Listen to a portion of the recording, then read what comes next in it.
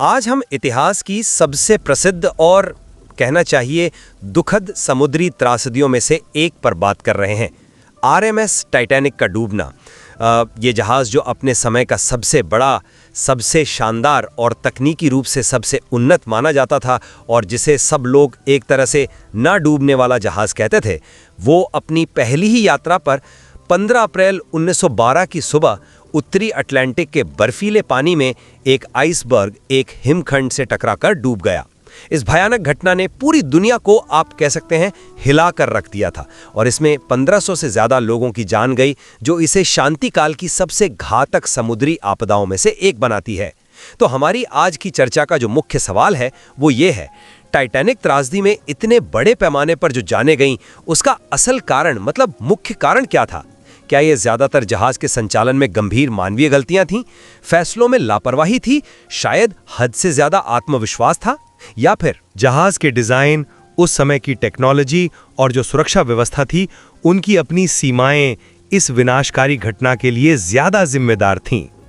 और देखिए, हमारा ये विश्लेषण जो भी उपलब्ध स्रोत सामग्री हैं, जैसे घटना की जांच रिपोर्ट्स हैं, चश्मदीदों के बयान हैं और जो ऐतिहासिक दस्तावेज हैं, उन पर आधारित है।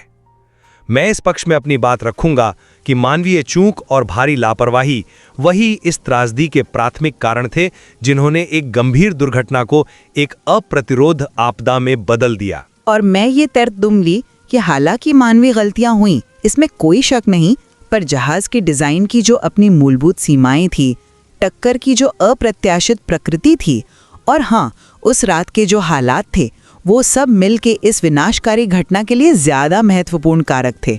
देखिए, मेरा तो ये पक्का मानना है कि टाइटैनिक की त्रासदी ये मुख्य रूप से मानवीय गलतियों और लापरवाही की एक पूरी श्रृंखला का नतीजा थी, जो फैसले लेने के हर लेवल पर दिखती है।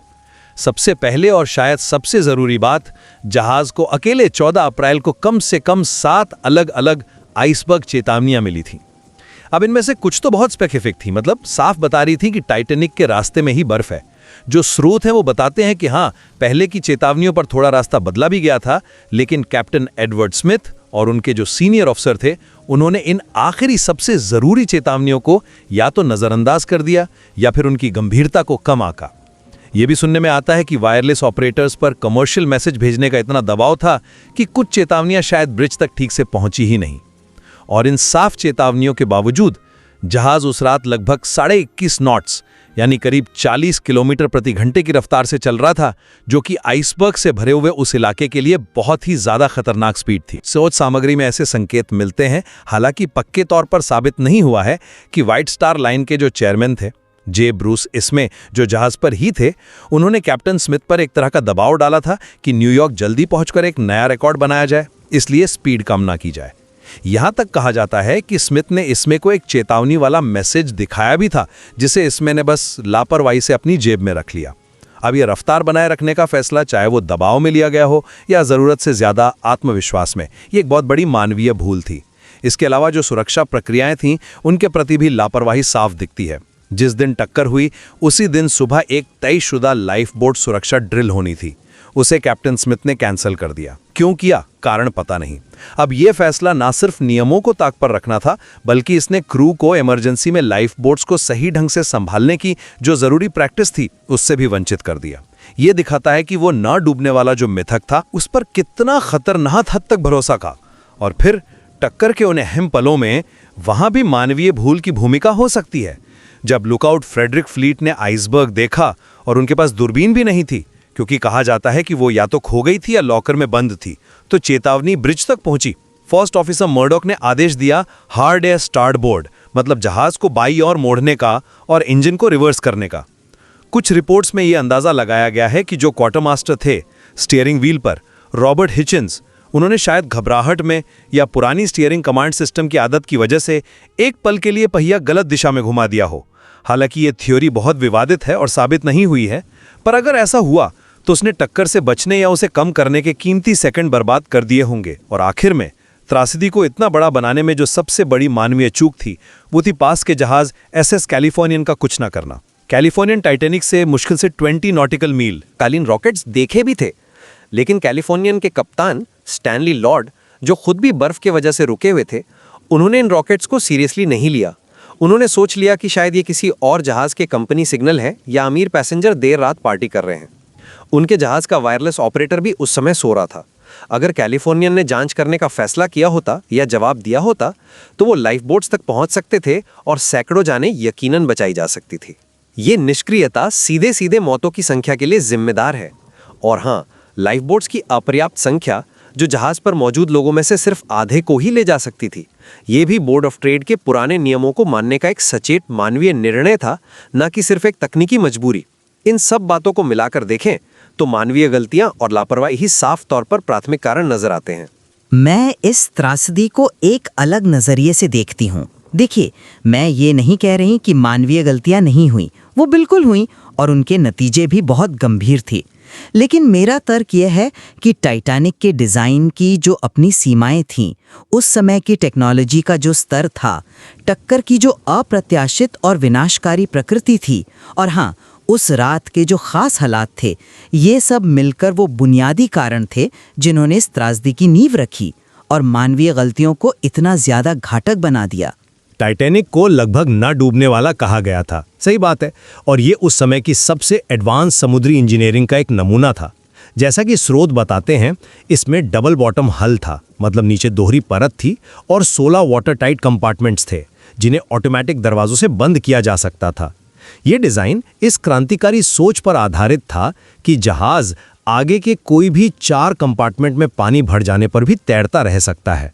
ये उस वक्त के हिसाब से एक अभूतपूर्व सुरक्षा मानक था और इसी पर बहुत ज़्यादा भरोसा कर लिया गया।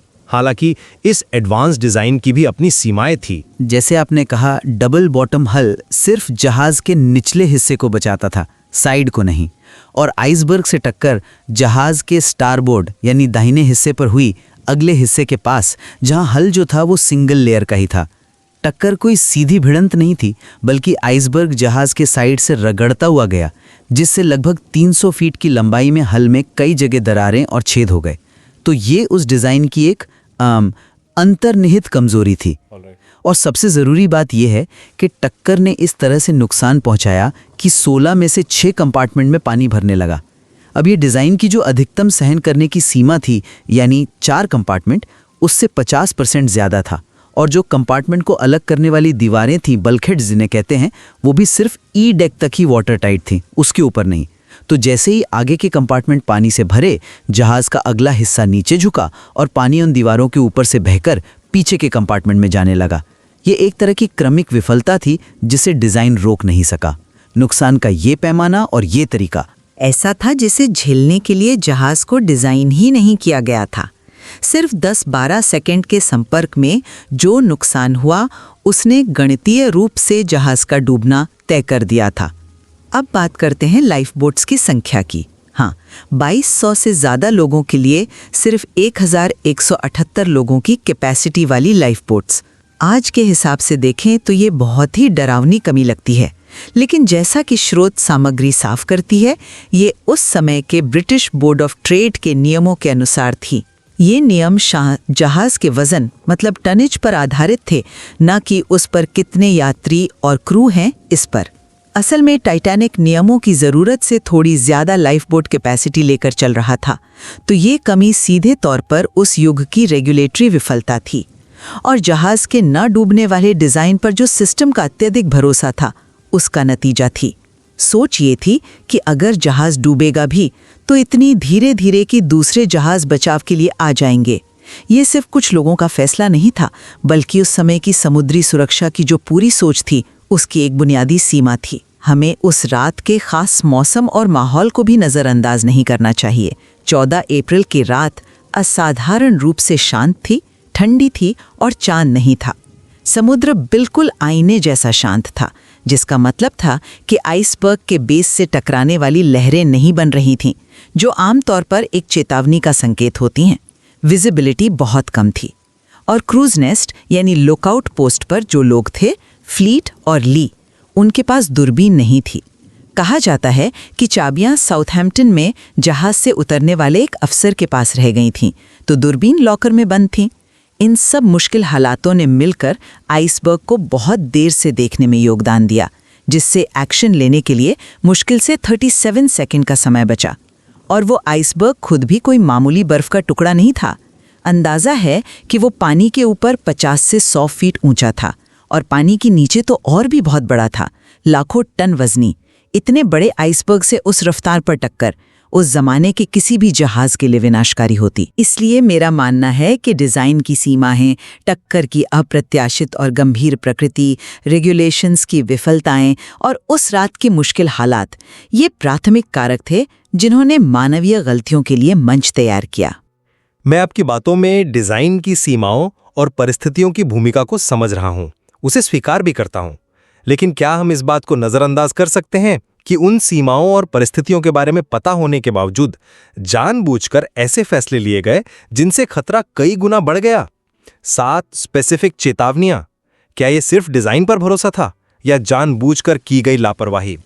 21.5 नॉट की स्पीड उस इलाके में, उन चेतावनियों के बाद आप कह रही हैं कि ये उस युग के लिए शायद असामान्य न हो, लेकिन क्या ये बेस्ट प्रैक्टिस थी? बिल्कुल नहीं। क्या कैप्टन स्मिथ अपने इतने अनुभव के साथ बेहतर नहीं जानते थे? इसमें के कथित दबाव के सबूत भले ही साफ न हो, लेकिन क्या एक अनुभवी कप्तान को ऐसे किसी भी दबाव का विरोध नहीं करना चाहिए था, खासकर जब सैकड़ों जानें दांव पर लगी हों? ये एक सक्रिय चुनाव था, डिजाइन की कोई निष्क्रिय सीमा नहीं। मैं आती हूँ एक अलग तरीके से इस पर। देखिए, ये कहना कि कप्तान को बेहतर जानना चाहिए था, ये आज बैठकर कहना आसान है, लेकिन उस समय टाइटैनिक जैसी विशाल और सुरक्षित मानी जाने वाली चीज़ पर एक अभूतपूर्व भरोसा था। रफ्तार उस युग के ट्रांस अटलांटिक लाइनर्स के लिए इज्जत और कंपटीशन का मामला भी था। क्या रफ्तार असामान्य थी? शायद उस खास पल और जगह के लिए हाँ, लेकिन क्या उस क्लास के जहाज़ के लिए अभूतपूर्व थी? शायद नहीं। डिज़ाइन पर जो हद से ज़्यादा भरोसा था, उसने शायद चेतावनियों की अर्जेंसी को कम कर दिया। उनकी सोच ये हो सकती थी कि अगर कुछ होता भी है तो जहाज़ उसे झेल लेगा या एक्शन लेने के लिए काफ़ी समय देगा। जहाँ तक इसमें के दबाव की बात है, स्रोत निर्णायक नहीं है। स्मिथ एक बेहद अनुभवी कप्तान थे और आखिरी फैसला तो उन्हीं का था।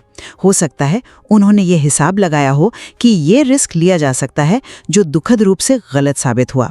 फ्लीट ने आइसबर्ग देखा और तुरंत घंटी बजाई और ब्रिज को फ़ोन किया। एक्शन हुआ, लेकिन जैसा मैंने कहा, फिजिक्स और वक्त उनके साथ नहीं थे। सिर्फ 37 सेकंड काफ़ी नहीं थे। लेकिन क्या 6 कंपार्टमेंट का डैमेज होना सिर्फ डिजाइन की सीमा का मामला है, या ये टक्कर के एंगल और तरीके का नतीजा था? एक लंबी रगड़ जो शायद सिंगल स्किन हल की कमजोरी को उजागर करती है। क्या उस समय के इंजीनियर इस तरह के नुकसान की संभावना से अनजान थे? कुछ स्रोत तो निर्माण में इस्तेमाल हुए रिविट्स की क्वालिटी और ठंडे पानी में स्टील के भंगुर होने की संभावना पर भी सवाल उठाते हैं, जो डिजाइन की सीमा से आगे जाकर बनाने में या मटेरियल में कमी की ओर इशारा कर सकता है। और लाइफ बोट की कमी पर लौटते हैं। आपने नियमों का जिक्र किया, लेकिन क्या यह नैतिकता का सवाल नहीं था? क्या व्हाइट स्टार लाइन और हॉलैंड एंड वूफ जो बनाने वाले थे, कोई ये नहीं पता था कि वो एक ऐसा जहाज बना रहे हैं जिस पर नियमों की जरूरत से कहीं ज्यादा लोग होंगे, और फिर भी उन्होंने सिर्फ न्यूनतम नियमों का पालन करना चुना? ये तो लागत बचाने का एक सचेत फैसला भी हो सकता है, जिसे ना डूबने वाले मिथक के पीछे छुपाया गया। और पहली लाइफ बोट्स का लगभग आधा खाली जाना, ये किसकी विफलता थी? घबराए हुए यात्रियों की, अप्रशिक्षित क्रू की, या दोनों की? ये भी तो मानवीय पहलू है। ये एक मजबूत तर्क है, लेकिन क्या आपने इस पर विचार किया है? साइड में सिंगल हल उस समय के लगभग सभी जहाजों में स्टैंडर्ड था। डबल हल सिर्फ नीचे के लिए ही आम था। लंबी रगड़ से हुआ नुकसान निश्चित रूप से विनाशकारी था, लेकिन क्या इसका अंदाजा लगाया जा सकता था? शायद नहीं। उस समय की इंजीनियरिंग शायद सीधी टक्कर से होने वाले नुकसान पर ज्यादा केंद्रित हो। रिवेट्स और स्टील की क्वालिटी पर बहस जारी है, लेकिन कई विशेषज्ञ मानते हैं कि टक्कर इतनी जबरदस्त थी कि बेहतर मटेरियल भी शायद नतीजे को नहीं बदल पाता। ये डिज़ाइन की मूलभूत सीमा ही थी कि वो इस खास तरह और पैमाने के नुकसान को झेलने में असमर्थ था। लाइफ बोट्स के मुद्दे पर हाँ, नैतिक दृष्टिकोण से ये भयावह लगता है, लेकिन कंपनियां और रेगुलेटर अक्सर उस समय के मानकों और धारणाओं के दायरे में ही काम करते हैं। न डूबने वाला जहाज एक बहुत शक्तिशाली विचार था, जिसने शायद नैतिक सोच को धुंधला कर दिया। ये एक सिस्टम की सोच थी कि ऐसी आपदा मुमकिन ही नहीं है। पहली लाइफ बोट्स का आधा खाली जाना, ये शो के भ्रम, अविश्वास, ये जहाज डूब नहीं सकता, शायद कुछ हद तक अफरा तफरी और क्रू के कुछ सदस्यों द्वारा स्थिति की गंभीरता को पूरी तरह न समझ पाने का मिला जुला नतीजा था। कुछ लाइफ बोट्स को शायद ये सोचकर जल्दी नीचे उतारा गया कि वे और लोगों को पानी से उठा लेंगी, जो हो नहीं पाया। ये भी मानवीय प्रतिक्रिया है, लेकिन ये उस अभूतपूर्व स्थिति के संदर्भ में हुई जिसे डिजाइन रोकने में नाकाम रहा था। मैं समझता हूं कि स्थिति अभूतपूर्व थी, लेकिन एसएस कैलिफोर्नियन की भूमिका को हम कैसे कम करके आंक सकते हैं? वो जहाज सिर्फ कुछ मील दूर था। उन्होंने संकट के रॉकेट देखे। उनके वायरलेस ऑपरेटर ने तो टाइटैनिक के ऑपरेटर द्वारा बर्फ की चेतावनी देने पर उसे झिड़क भी दिया था, क्योंकि वो बिजी था। अगर कैप्टन लॉर्ड ने सिर्फ थोड़ी सावधानी बरती होती, अपने वायरलेस ऑपरेटर को जगाया होता या जांच के लिए एक नाव भेजी होती, तो नतीजे बहुत अलग हो सकते थे। सैकड़ों लोग जो पानी में जमने से मरे, वो शायद बच जाते। क्या ये एक साफ मानवीय विफलता नहीं है, जो सीधे तौर पर मरने वालों की संख्या के लिए जिम्मेदार है, भले ही वो मूल दुर्घटना का कारण ना हो? माफ कीजिएगा, लेकिन मैं इसे त्रासदी के प्राथमिक कारण के रूप में स्वीकार करने को तैयार नहीं हूँ। मैं पूरी तरह से सहमत हूँ कि कैलिफोर्नियन की निष्क्रियता एक भयानक त्रासदी थी, जिसने मरने वालों की संख्या को अकल्पनीय रूप से बढ़ा दिया। कैप्टन लॉर्ड की विफलता गंभीर थी और बाद की जांचों में उन्हें इसके लिए कड़ी आलोचना झेलनी पड़ी। उनके काम या उनकी निष्क्रियता ने बचाव का एक महत्वपूर्ण मौका छीन लिया। लेकिन ये समझना जरूरी है कि ये मूल दुर्घटना का कारण नहीं था। टाइटैनिक पहले ही आइसबर्ग से टकरा चुका था और अपने डिजाइन की सीमाओं की वजह से डूब रहा था। कैलिफोर्नियन की विफलता ने त्रासदी के नतीजों को भयानक रूप से बढ़ा दिया, लेकिन जहाज के डूबने का मूल कारण टक्कर की गंभीरता और डिजाइन की उन सीमाओं में ही था जो उस टक्कर को झेल नहीं सकी। अगर जहाज डूबा ही नहीं होता, ये बहुत धीरे धीरे डूबता, तो कैलिफोर्नियन की भूमिका अलग होती या शायद अप्रासंगिक होती। हमें कारण और परिणाम के बीच के अंतर को साफ रखना होगा। अंततः जब हम सभी टुकड़ों को एक साथ रखते हैं, ना डूबने वाले जहाज का मिथक जिसे कंपनी और प्रेस ने बढ़ चढ़कर प्रचारित किया, सुरक्षा ड्रिल का रद्द होना, लाइफ बोट्स की जानबूझकर की गई कमी को स्वीकार करना, साफ चेतावनियों की घोर उपेक्षा, जरूरत से ज्यादा स्पीड बनाए रखना, एक संभावित स्टीयरिंग गलती और आखिर में बचाव के मौके की विनाशकारी विफलता, ये सब मानवीय फैसलों, व्यवहार, हद से ज्यादा आत्मविश्वास और लापरवाही की एक जहरीली तस्वीर पेश करता है। ये सारे तत्व सुरक्षा की झूठी भावना पैदा करने और प्रक्रियाओं को कमजोर करने के लिए सीधे तौर पर जिम्मेदार थे, जिसने अंततः इतने बड़े पैमाने पर जीवन के नुकसान में योगदान दिया। जी और डिजाइन पर अत्यधिक निर्भरता और विश्वास का नतीजा थी। ये सिर्फ कुछ व्यक्तियों की नैतिक या पेशेवर विफलता नहीं थी, बल्कि ये उस युग की इंजीनियरिंग की सीमाएं, समुद्री सुरक्षा के प्रति जो सिस्टम का नजरिया था और रेगुलेटरी माहौल की जो कमियां थीं, उनका प्रतिबिंब था। तकनीक पर इतना भरोसा किया गया कि बुनियादी मानवीय समझ, सावधानी और खतरे का आकलन पीछे रह गए। ये एक प्रणालीगत मुद्दा था जिसकी परिणति टाइटैनिक के रूप में हुई, जहां डिजाइन की सीमाएं और प्रतिकूल परिस्थितियां मानवीय गलतियों के साथ मिलकर एक पूर्ण आपदा का कारण बनी। संक्षेप में कहूं तो मेरा मानना है कि टाइटैनिक की त्रासदी मानवीय फैसलों और चूकों की एक दुखद, लगभग एक के बाद एक होने वाली श्रृंखला का परिणाम थी। 7 चेतावनियों की उपेक्षा से लेकर रिकॉर्ड बनाने के संभावित दबाव में खतरनाक गति बनाए रखने तक, एक जरूरी सुरक्षा ड्रिल को रद्द करने, लाइफ बोट्स की जानबूझकर अपर्याप्त संख्या रखने और अंततः पास के जहाज द्वारा बचाव प्रयासों में विनाशकारी विफलता तक, ये सभी मानवीय कारक थे जिन्होंने एक गंभीर दुर्घटना को इतिहास की सबसे भयानक समुद्री त्रासदियों में से एक में बदल दिया। और मेरा निष्कर्ष ये है कि जबकि मानवीय कारक निश्चित रूप से मौजूद थे और उन्होंने निस्संदेह त्रासदी की भयावहता को बढ़ाया, इस घटना के मूल में जहाज के डिजाइन की वे अंतर्निहित सीमाएं थी जो उस विशाल हिमखंड से टक्कर के अप्रत्याशित पैमाने और प्रकृति को झेलने में असमर्थ थीं। उस रात की कठिन परिस्थितियां, जैसे असाधारण शांत समुद्र, कम विजिबिलिटी, दूरबीन की कमी और डिजाइन पर अत्यधिक प्रणालीगत भरोसे ने मिलकर इस घटना को लगभग अनिवार्य बना दिया, जिसके दुखद परिणाम मानवीय गलतियों और निष्क्रियता के कारण और भी बदतर हो गए। स्पष्ट है कि इस जटिल त्रासदी के कारणों पर हमारी व्याख्याएं अलग-अलग हैं। हालांकि हम दोनों ये मानते हैं कि ये किसी एक कारण का नहीं, बल्कि कई कारणों, तकनीकी, मानवीय, पर्यावरणीय और प्रणालीगत का एक जटिल और दुखद मिश्रण था। मानवीय चूक और तकनीकी सीमाएं दोनों ने अपनी अपनी महत्वपूर्ण भूमिका निभाई। बिल्कुल, और शायद यही सबसे महत्वपूर्ण सबक है। विभिन्न दृष्टिकोणों पर विचार करना हमें इस जटिल ऐतिहासिक घटना, उसके संदर्भ और उसकी जो स्थायी विरासत है, उसे बेहतर ढंग से समझने में मदद करता है। उपलब्ध स्रोत सामग्री में निश्चित रूप से और भी बहुत कुछ है जिस पर गहराई से विचार किया जा सकता है, जैसे निर्माण में इस्तेमाल सामग्री की गुणवत्ता पर जो बहस चल रही है, या उस समय के रेडियो कम्युनिकेशन प्रोटोकॉल की सीमाएं और उनकी भूमिका। हम आज किसी एक निर्णायक निष्कर्ष पर नहीं पहुंचे हैं और शायद इस पर कभी पूरी सहमति हो भी नहीं सकती कि कौन से कारक सबसे महत्वपूर्ण था। अंतिम निर्णय हम अपने श्रोताओं पर छोड़ते हैं कि वे प्रस्तुत साक्ष्यों और तर्कों के आधार पर अपना निष्कर्ष निकालें। द डिबेट में शामिल होने के लिए धन्यवाद।